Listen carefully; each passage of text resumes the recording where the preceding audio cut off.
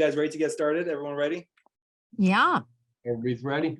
Cool. Yeah. So just a little intro. Oleg is my #1 lender I've been using since day one of me being into real estate as a baby.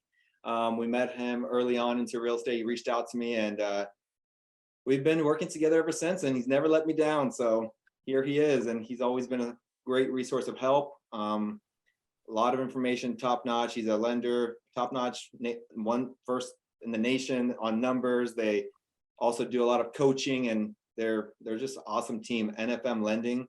So I always recommend them to all my buyers if you're looking to buy or buy out of state. They are multi-state lenders. So if you guys have questions, you can definitely reach out. So I guess to recap, for today's call, we're going to go over some real estate stuff. Probably the most important things you want to hear, buyers, sellers. I wanted to start off with what the market is doing, what the market looks like, and go from there. Oleg, do you have anything to add? Yeah, no, I think right now, more than anything, anybody that's watching, I'm sure everybody has a question as far as, what do I do? Whether you're a buyer or a seller, I think right now is probably the most uncertain time in a very, very long time that we've seen. And we went from a couple different extremes. Like if you look back and, at the beginning of this year, people were writing offers for 100, 200, 400. I mean, in Seattle, or actually, I'm sorry, in Bellevue and in Redmond, there was a few cases where people wrote $1 million over ask. And then you come to today where the market shifted so quickly, and now all of a sudden you're able to negotiate, and and you're starting to see home prices, they corrected anywhere between 25 and 30% from the peak, and you're starting to see people negotiate. I think a lot of people that are on this call are wondering, one, do I buy now? Do I wait? And then if I'm a seller, do I sell now? Do I wait? And so I love statistics.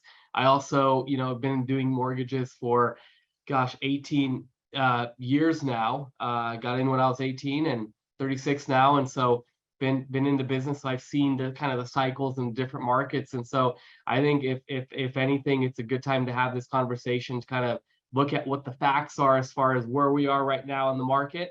And at the same time, too, everybody here hopefully is going to get their questions answered as far as, do I wait, do I buy now, and what tools do I have as a buyer to move forward? So yeah, I'd love to hear some stats, Yaro, and what you're seeing out there from kind of the sales price and homes moving and everything else perspective. Yeah, so a couple graphs and stats, because I'm a big numbers guy. I love numbers, always have. And so let me see if I can share this screen real quick for those who are on a computer. If you're driving, don't distract yourself. I will upload these to the video. But let me go ahead and see if I can share this screen right here. Boom, boom. Let me know if you see this. Yep, we see it. Cool. Okay.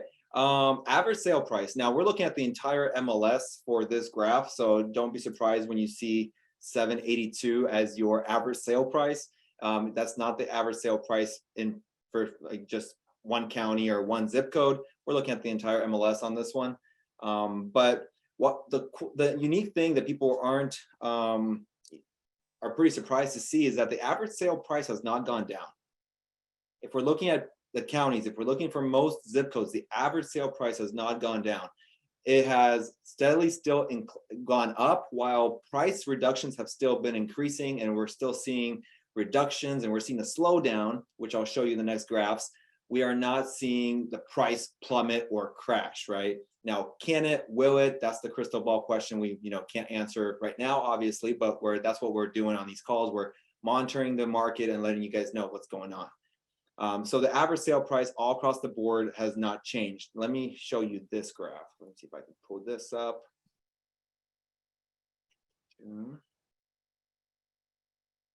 Zoom is sometimes not fun. Let me see, stop share. Okay, let me share this screen now. So days on market is something we watch for. And the reason everyone's saying, oh, it's a buyer's market, it's a different kind of market now, is because this graph right here. An average home on market right now is 17 days, and we're away from those quick days of 1 to 2 hours on market, right? Or 1 day on market and 2 days on market was a norm. Like if you saw a house, you had no time to wait. Write up an offer and go see it at the same time. I've seen that. I've had to do that with clients. We've missed out multiple offers, giving away babies and everything else. You know what I'm saying? It was tough. Nearly impossible to get people under contract. I've helped multiple buyers through that time, but in March, things started to change. And so on this graph, you're seeing that this is a 3-year graph going from 2021 to where we are right now at about 17 days. And the trajectory is saying, hey, it's going up. We're continuing to see a climb in days on market. And as we hit winter, which is usually slower for real estate to, on average, that number will probably continue to climb. So expect that as well. Let me show you this next graph.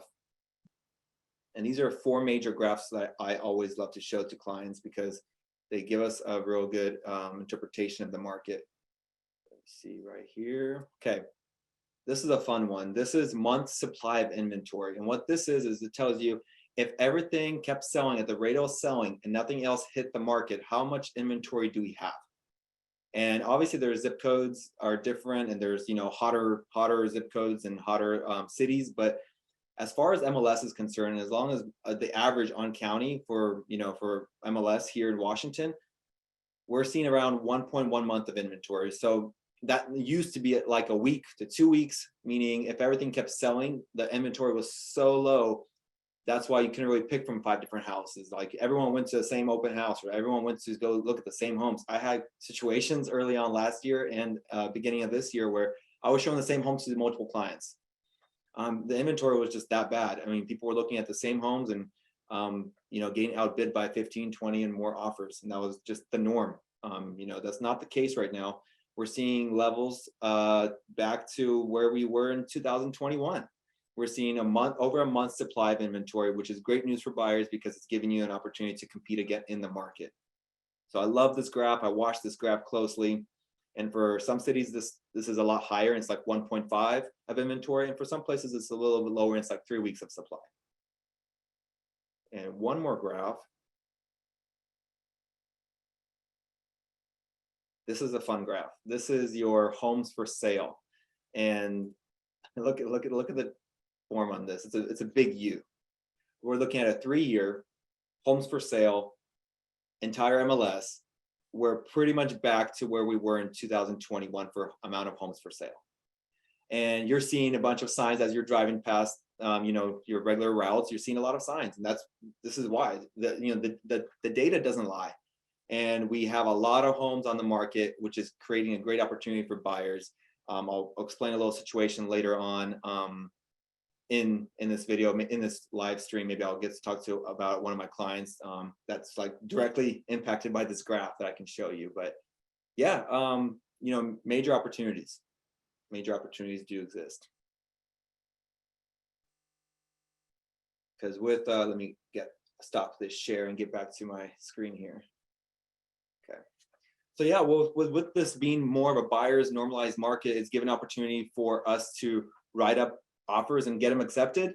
We're finally seeing something to compare homes to, and we're able to actually pick and choose a home for my buyers and our buyers. And on average, people who are looking for a home are able to finally compete in this marketplace. But the big elephant in the room is, but what about the rate? What do we do with that? So maybe Oleg, if you want to maybe give us some options, what do we do when it comes to rate? What can buyers do? Yeah, so the biggest question we get asked all the time, especially right now, is hey, do I buy now or do I wait? And I think that's super valid, because as a buyer, the last thing you want to do is buy and have the home values go down, and then all of a sudden you're way underwater. And everybody has a different opinion of where rates are going. Overall, the current projection, and I mean, that's something that I watch and have been watching forever. And going into this year, the prediction was that rates were going to be high 4s, low 5s. That's what everybody predicted. Now, with that said, if somebody were to say, hey, Oleg, rates are going to go into the 7s this year, like I wouldn't have, I thought there's no way in the world that would happen.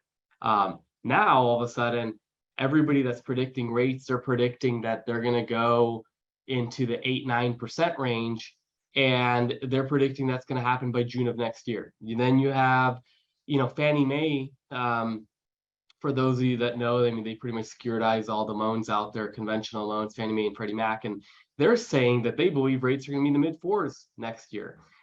And kind of everybody's all over the place, but the biggest factor that's driving the rates is the Fed and what they're going to do and inflation. And there was a report that was released today, a CPI inflation report, and it came in worse than expected. And the overall feeling is that the Fed has to continue to push rates higher to get inflation under control, which their number one goal per their last meeting, per the last Fed meeting, they said, we're okay with economic pain. We realize that it's, things are going to be kind of ugly, but our number one goal is to get inflation to 2%. Now, right now it's at 8.2%. They want it to get 2%. Now, typically what happens is anytime the Fed does anything, it takes anywhere between 6 months to a year before it actually starts showing up on data. And so when we look at the data they're receiving right now, it hasn't really factored in what rates have done, which obviously, if you're in construction or any sort of industry right now that involves housing, that things have slowed down. Demand has slowed down, yet we haven't seen it show up on reports yet, which it will. And so where am I trying to go with this?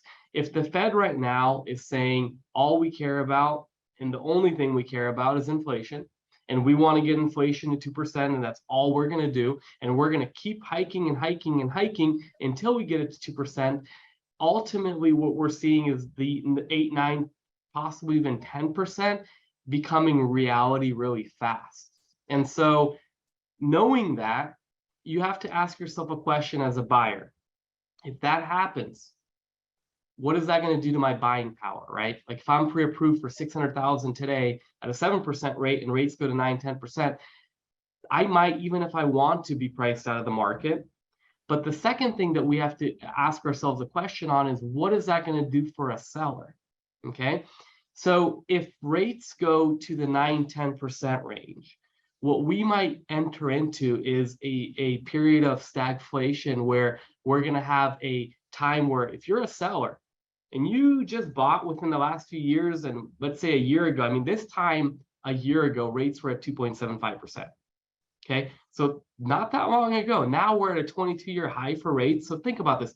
As a seller, if I'm a seller and I refinance just like everybody else did the last few years, what motivation would I have unless I was forced to sell my home if rates go to 9, 10%? I mean, your motivation goes down dramatically. Why?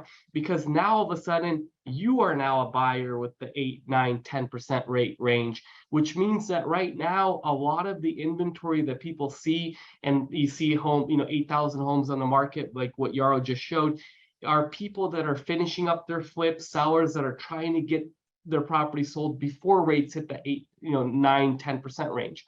Now, once they do that, we might see a very, very low inventory and low buyer activity. Why low buyer activity? Well, think about this, guys. Let's say right now you have a buyer pool of 1,000 people, right? You got 1,000 people in this buyer pool, and at 7%, and rates go to, first off, in that buyer pool at 7%, a lot of people are saying it's a horrible time to buy. So automatically that buyer pool shrinks just by default by people feeling it's a bad time to buy, which that's their opinion, right? Like, I'm not saying that this is a great time to buy. I'm just saying that a lot of people feel like it's a bad time to buy. So automatically that buyer pool shrinks. Now, in addition to that, let's say rates continue to go up, and now all of a sudden that buyer pool by default shrinks down to maybe 700 or 500 people, because now all of a sudden they're priced out of the market. They can't be approved for what what they want to buy. Now all of a sudden, what do you have? Well, that buyer pool turns into renters. And what, for those of you that are renters, and for those of you that are landlords, I mean, as a landlord right now, you are seeing the same bidding wars that sellers saw in the beginning of the year, where people are coming in and they are bidding up the rents. Why? Because all of a sudden you have way more renters than ever. And at the same time, too, you had the government who during COVID it was illegal to raise rent prices. It was illegal to evict anybody. I mean, you couldn't do it even if you wanted to. So what happened? You had 2 years of an economic boom, of a boom where with inflation, the government throwing money at everything, right? And that's why you saw stock prices, crypto prices, home prices, everything go up. And now all of a sudden you have rents that were fixed. And now all of a sudden those rents are adjusting the current market, because only end of last year as a landlord were you able to start raising rents. And so think about that.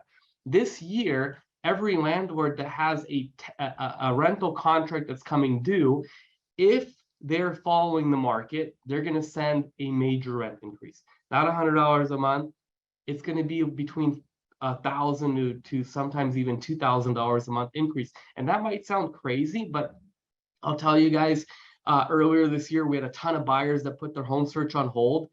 And long story short, they're back in the market now because they got a $1,000 increase or a $1,500 increase per month for their rent. And so again, going back to it, you have this buyer pool of 1,000, it shrunk down by default, and then it shrunk down, but even more by people being priced out of the market. You have all these renters, right? Now you're a renter. And now all of a sudden we're paying, record rent rates, right? And all of a sudden, let's say Fannie Mae is right, and rates do hit 4.5% next year, which is it's a possibility.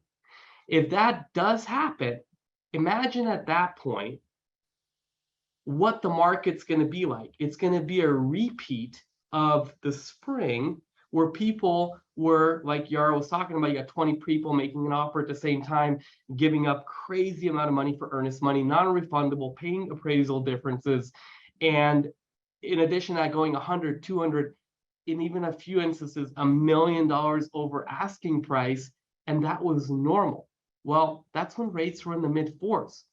So imagine if we're at record high rent prices, rates are in the mid fours, what kind of buyer demand we would see. And then at that point, the question is, well, was it good to wait or not, right? So for the buyers that are buying today, because again, my opinion doesn't matter whether it's a good time to buy or not, but let me just tell you why people are buying today. They're seeing the opportunity in the fact that rates are high, which is giving them the ability to negotiate. Now, Yaro brought up the charts that the home prices, haven't gone down yet. If you look at, buyers that are out there searching, I mean, there are people that are getting some pretty sweet deals out there. Sellers are willing to pay for closing costs. Like on almost every contract that we have right now, sellers are paying a good chunk for closing costs. And that's only going to continue. Now, with that said, again, like Yaro said, the elephant in the room is rates, right?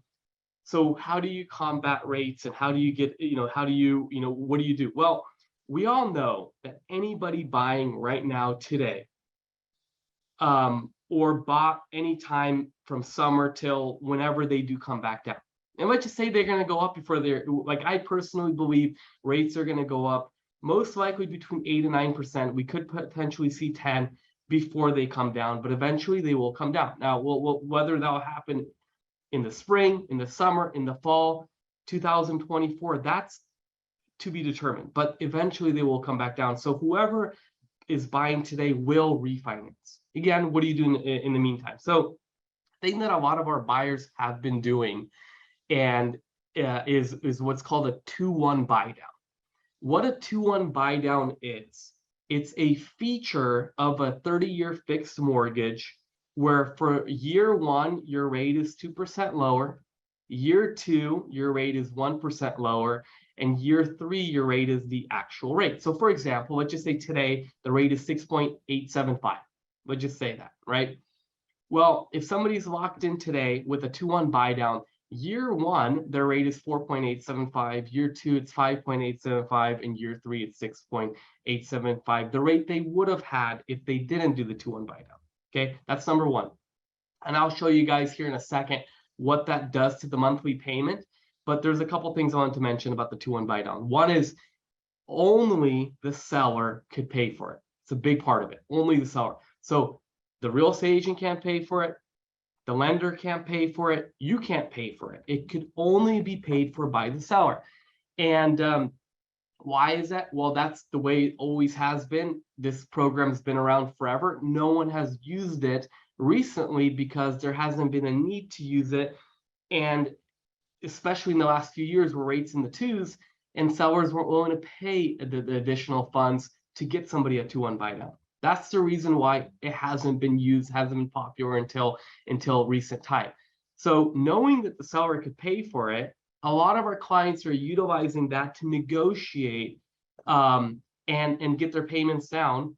So that way, for the first few years, they have a lower monthly payment, something that's doable. And then eventually, when rates do come back down, they'll be able to potentially refinance. And the only reason why I say potentially refinance, guys, is because it's not a guarantee.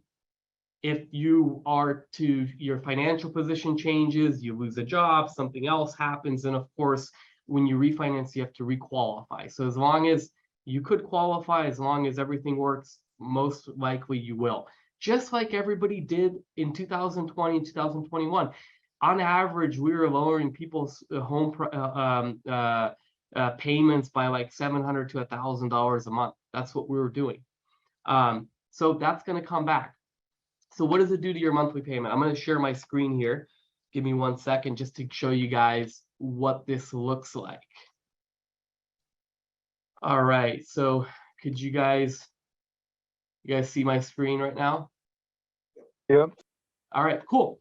So here is just to kind of give you an example of what a 2-1 buy down looks like. The first thing I want to mention is this is factoring just the loan amount. Okay, so the down payment, the property taxes, the homeowner's insurance, all that is not factored in here. All I'm showing you guys is the difference in payment depending on the loan amount, not the purchase price of a 2-1 buy down. So for example, here we're looking at an $800,000 loan. Okay, so an $800,000 loan, the savings, the first year payment difference is $1,021 a month. So you're going to pay $1,021 less a month than you would have. The second year, your payments can be lower by $523 a month. Okay, so some people are like, well, what's the cost of the 2-1 buy down? What are the fees involved? The cost of the 2-1 buy down. So if you look here, your first 2 years, the out-of-pocket difference, the lower amount that you pay out of pocket is $18,538. That is the exact cost. It's a dollar for dollar. The seller is paying exactly the same amount of lowered monthly payments that you would pay for the first 2 years. Dollar for dollar. There's no additional fees. They're basically paying a portion of your mortgage payment for the first 2 years. Okay, does that make sense so far? Yes, I'm sorry, I have a question. Is that okay? Yeah, absolutely. So in order to do the 2-1 buy down, the seller essentially is paying the amount of the savings, like the savings in the first year. They're paying the exact amount of the savings. Okay. Yeah, that is correct. Okay, cool. Thank you. Yep. Yeah, absolutely. So that's the cost. And a lot of people are saying, oh, well, will the sell? Yes, we are seeing sellers pay for it right now. Like it's happening. People negotiate for it. It's common. It's starting to become, and it will be, especially if rates continue to increase, it's going to be a normal thing that people talk about. It's just we're some of the first talking about it right now. We already have a handful of clients that have closed on it. So that's an $800,000 loan. Now, a $700,000 loan, your first year payment drop is going to be $894 a month lower. The second year is going to be $457 a month lower. And the third year, you're paying the standard payment that you would have paid. On a $600,000 loan, you're looking at a $766 lower monthly payment. Year number 2, you're looking at $392. And then after that, you're going to have the third year to year 30. It's going to be a fixed payment for the remainder of the term. On a $500,000 loan, you're looking at a $638 difference in monthly payment for year one, $326 monthly payment for year two. For a $400,000 loan, $510 difference for year one, $261 difference for year two. And then a $300 or $300,000 loan amount, you're looking at a $383 difference for year one and a $196 difference year two. Again, the amount that is your payment is lowered for the first 2 years, the exact amount that the seller would be paying. Okay. All right. So that's pretty much the way the 2-1 buy down works. Now, another thing that I wanted to talk about with you guys, and that a lot of people are not factoring in when they're trying to decide, do they make, do they buy now? Do they not buy now? Do they wait? Is the fact that, like, people don't ever take this into consideration, and you guys have to discuss this with your CPA, because, we're not CPAs, but mortgage interest, property taxes are tax deductible for most people. Not for everybody. If you're past a certain income bracket, you can't do it. But for most people, I'd probably say 95% plus of people, they could write off their mortgage interest and their property taxes. And if you're self-employed, if you have a small business, a lot of people write off their home office, which then allows them to write off additional things. Again, not a CPA. So if you want to find out more, you have to talk to a CPA. But when you factor that in and rates are at, let's just say 7%, in reality, you have more to write off, which means you're really not paying a full 7%. And that's one of the best things about home ownership that a lot of people never talk about, is the tax savings. Now, at the same time, too, when you look at rent, I don't know of any scenario where you can write rent off unless you're renting it out for straight business purposes. So if you have a business that's renting out space, that's tax deductible, but an actual home would not be. And so with that said, one of the things that you got to take into consideration when you're thinking, do I buy now, do I buy later, is one is, if you could get the seller to buy down the rate for you on a 2-1 buy down, major win, gets you in a lower monthly payment, knowing you're most likely going to refinance in the next few years, or at least that's the plan for everybody right now. The second thing is, these rates are the reason and the opportunity that you guys have to negotiate with sellers. And a lot of people look at it and say, well, high rates are bad, or high rates are bad. Let's just say we were to go back in time and say you have two options. Option A is first part of the year, you're in a 4.5% rate market. You have to go 100 to 500 grand over ask. You can get zero money from the seller for closing costs. In addition to that, you have to give non-refundable earnest money, and you have 1 hour to look at the home, write an offer on the home, and that's it.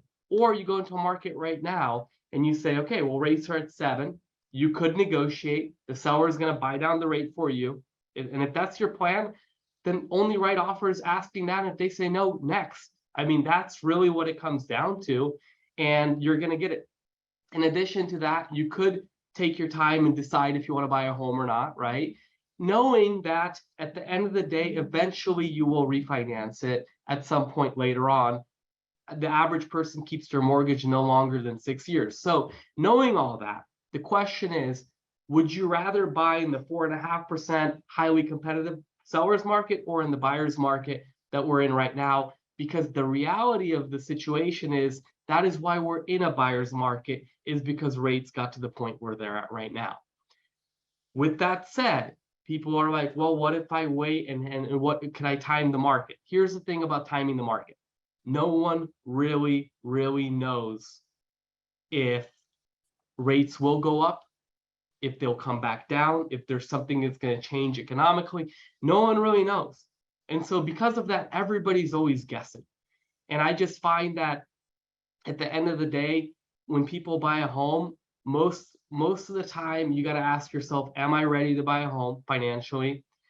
Can I afford a home right now? Can I negotiate with the seller? Because long term, when you look at it, any home that you buy right now, and you look at inflation, and you look at the fact that inflation is going to happen no matter what, I think every one of us on this call, while we cannot, we will never be able to agree what's going to happen in the next 6 months. We're only guessing. We could all agree that 10 years from now, home prices will most likely for sure be higher than they are today. And 20 years from now, they're going to for sure be way higher than they are today. And 30 years from now, it's going to be crazy how much higher than they are. They will be from today, because at the end of the day, inflation is going to happen. Inflation is going to run whether we want it to or not. And so I think ultimately, based on that data, you got to decide: am I ready right now? And what market do I want to buy in? Because some people, they don't want to buy in a market where rates are this high. And if you're truly convicted that that's not the right time for you, then you shouldn't do it. That's my opinion on it. But at the same time, too, while you're doing that, know that there's other people that, their whole, they kind of do the Warren Buffett, philosophy where, you go out in the street and you see everybody running left, you go right. And if you see everybody going right, you go left. When everybody's buying, you're selling. When everybody's selling, you're buying.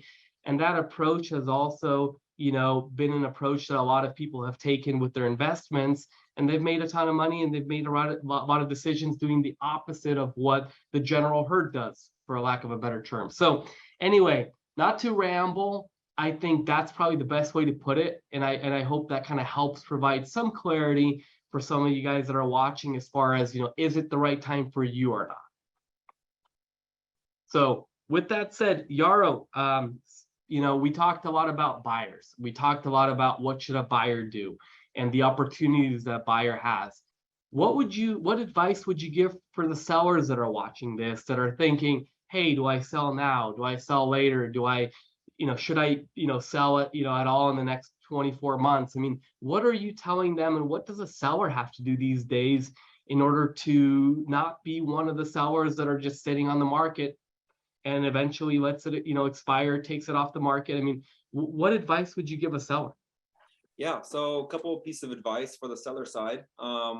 Before I get into that, actually regarding the canceled and expired listings, I had a listing appointment today where they said, well, there was a sign across the yard. They're selling their house, but the sign's gone now. Can you look into it? So I looked at the opposite street side, and there was a listing that was on the market for 11 days, and it was just simply overpriced. They listed it at $550. The house in that condition, I commented out, would probably have some offers at around the $480,000 to $500,000 range. But they just overpriced it, $550. No one's looking at it. Well, now the seller gets discouraged because they're like, hey, where's the activity? Not a single showing, not a single call. What's going on, agent? They're maybe blaming their agent, or maybe they're not, or maybe they need to make a certain amount of price to move on. There's all sorts of factors, but the reality is they did a price reduction to $525 and it's still stale. And so they just canceled it. I don't know if they're going to take that house back to market, but we're taking the opportunity to not list at exact market price. What I would say is right now is not the time to sell at top dollar and hope that it goes over a bunch like it was back last year in January and February. Right now, more than ever, strategy is the most important thing when listing a home. So when I say strategy, there's a couple things that come into play. Number one, the price. If everyone is selling their house at market price, and you list your house under market price, whether that be 10 grand, 5 grand, whatever their strategy may be, you're already having activity go towards your way. So right now you got to be very competitive on your list price. Now, it doesn't mean that you're going to get a lower offer, but it does mean that you're going to get people in the door interested and competing for that house. Everything else is at market price. Everyone else is doing price reductions. Well, guess what? After a month or two, your home becomes stale and you're not going to sell your house at prime dollar because now no one is interested anymore. And a lot of people, they don't even call and ask. Now, I'm one of those agents who I try to fight the good fight of faith, I guess. And so for my buyer, for example, we just got him under contract. I'm just going to skip over to a buyer side real quick. But the house was at 427, sat on the market for 94 days until they accepted our offer at, I don't know if I can disclose this because someone might say it's not closed yet. We closed in a couple of weeks.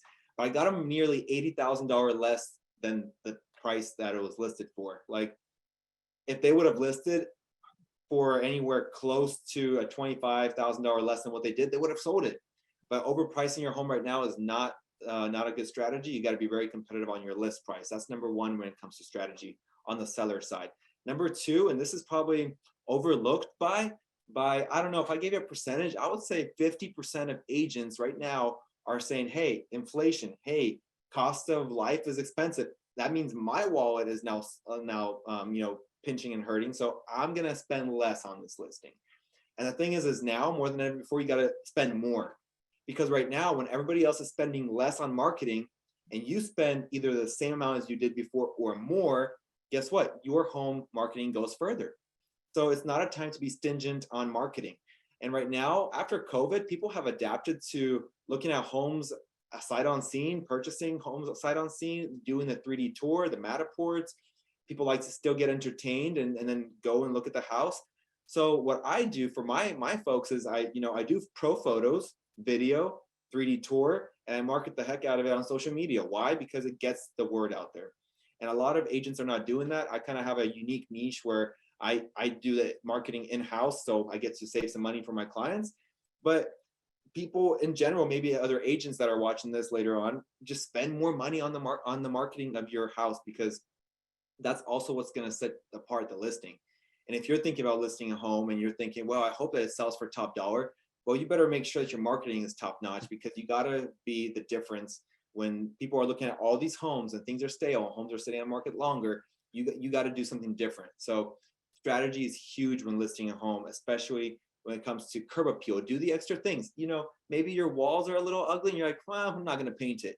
Long gone are the days where your house could be a fixer and still sell for top dollar. Okay, those just don't exist anymore. So if you have dirty walls, paint them. Do a fresh coat of paint. If your yard needs some maintenance, well, just mow it before you list it. Mow it as the home sits on the market. Make sure your home is in prime condition to sell. Now, I'm not saying go and spend $80,000 in remodeling the home. That's not a really smart move to make right now. That's the advice I gave to my client. Their first level at today's listing appointment, their first level of the home was fully remodeled. Great, beautiful. But they never got to a second story, and it's fine. It's not dirty. It's not old. It's just dated, but it's clean. And they're like, should we go and remodel it and make it super clean? It's like, no. Don't spend a bunch of money remodeling the house right now, because someone else is saving money on a lower price in the home, but at the same time, you're not going to get the return on your time and investment if you go and remodel a brand, make everything super shiny and spend a bunch of money and then maybe not even sell. So you got to be strategic with how far your dollar is going, but do the regular things like cleaning your gutters, cleaning your roof, especially right now we're not having any rain. But maybe your leaves are starting to fall and your yard kind of looks dirty and your gutters are packed. Just do those regular maintenance things to your house that will make sure that your home shines and doesn't give the buyer an opportunity to say, well, we noticed this price reduction at the inspection time, because people are now obviously including inspections again with their offers. So don't give them a reason to back out. Don't give them a reason to change their mind. And the better prep you do, the better your home will sell for top dollar, but especially marketing and strategy when it comes to your marketing game. That's what I would say for the sellers. No, that's great, Yaro. And the one thing that I think more than anything is that as a seller, presentation is everything. You got to get people to want to come to your house, because if they don't come inside, they don't see it, they're not going to write it off, right? Like at the end of the day. So the more that you could do to get them there, that's one part of the battle. Now, once they're there, then is it clean? Is it good? Does it look like it's maintained? Would you personally write an offer on this home? Is what I like to tell a lot of sellers.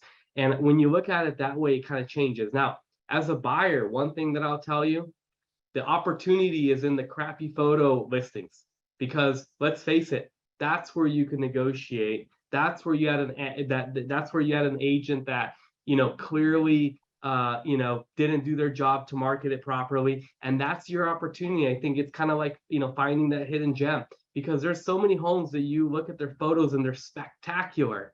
And then you show up to your home and like, wow, this home looks a lot different. Like this home sure has some great photos. You almost want the opposite. You want the home that has really bad quality photos. You could totally tell somebody skimmed on it. They didn't do a good job. But it's got potential, and you show up and you're like, this is amazing. And you could tell people ain't coming here because the presentation is bad, the marketing's bad. And that's those are the people, because everybody lists their home, they're expecting to sell quick. And then reality kicks in.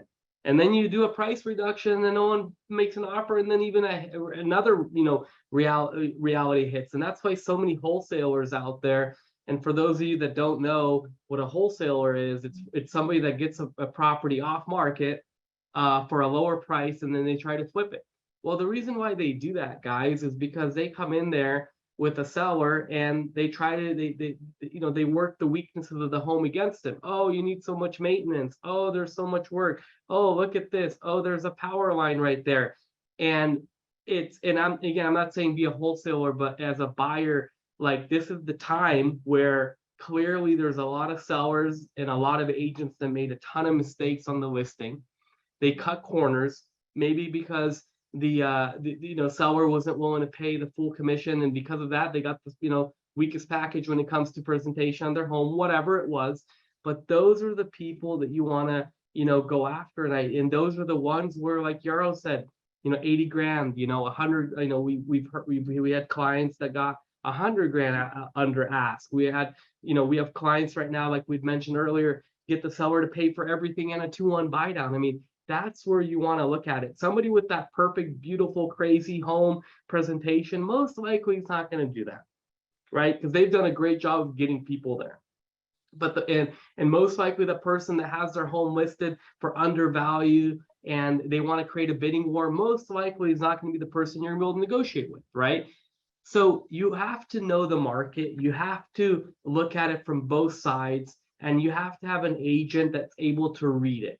And if an agent's able to read a listing for what it is and for how it is, that's when you could formulate your approach. And I think those are the people right now that are really, really winning in this market, and again, utilizing the rates to get themselves in, knowing that the future is going to be a refinance. So that's my take from a buyer's perspective, since I don't sell homes or anything like that, but just seeing the ones that won big and going back to the listing, because I always look at the Redfin, the Zillow, the photos online of the homes, and the ones that, got the best deal.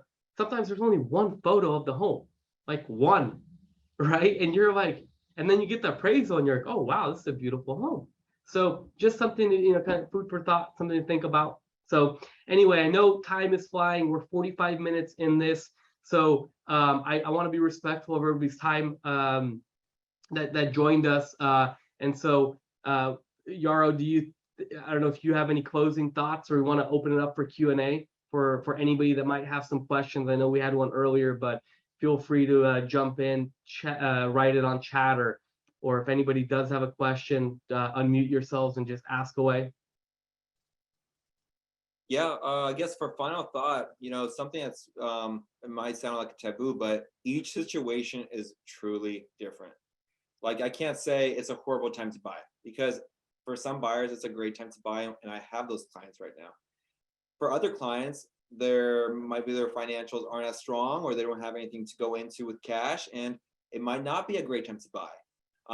Same side on the seller side. Maybe it's not a great time to sell and then buy at a 7% rate. It might not be smart when you're already in an okay house, and this is not the time to just go and get your dream house just because you have some equity, because now you're paying a different price and rate. So every situation is different, and that's why I always tell everybody that I ever talk to about real estate is, let's get together and let's talk.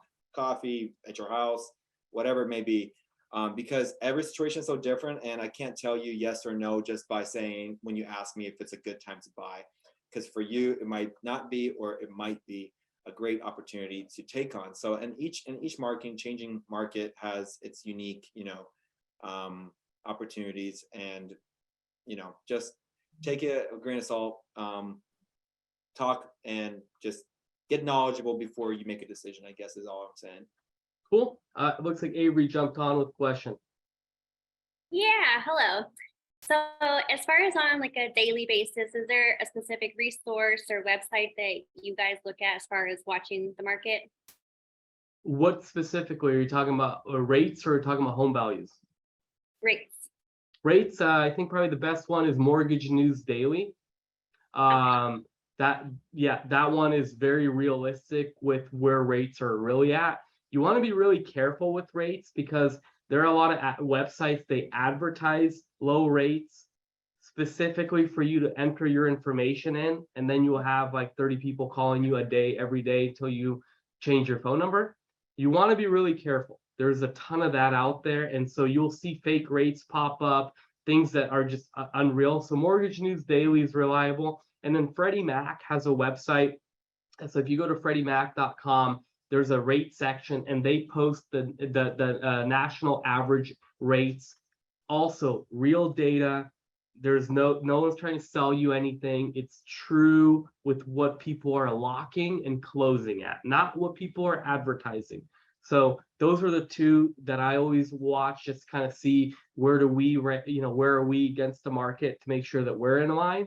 And I think those are the two. I would not enter any information in anywhere unless you do want 30 phone calls a day, because that will happen. Some of our clients are like, I can't get him to stop. I don't know what to do. And some people have to change their phone number, and that's not a joke. So just be careful, because there are a lot of sites that try to capture information. TikTok, That's a great question. Instagram, Facebook. Yeah, use a reputable source like Oleg just mentioned. Yep. Thank you. Cool. Awesome. Well, it looks like we covered everything. So thank you guys all for joining us today. Thank you, Yaro, for putting this on. He's the guy with the idea that wanted to provide value to his clients and everything else. You guys all know how to reach Yaro and reach out to him for any questions. And then if you guys are ever in need of a mortgage, he'll connect you guys with me. And again, I think the final thoughts are, you take the data you get and you make the decision, because ultimately you're the homeowner. You're responsible for paying for it. It's your finances.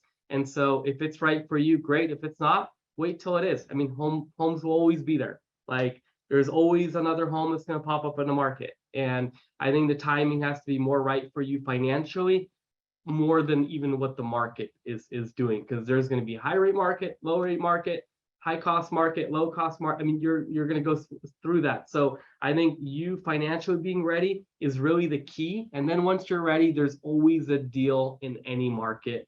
That's my take on it. That's what I've always seen. So Agree.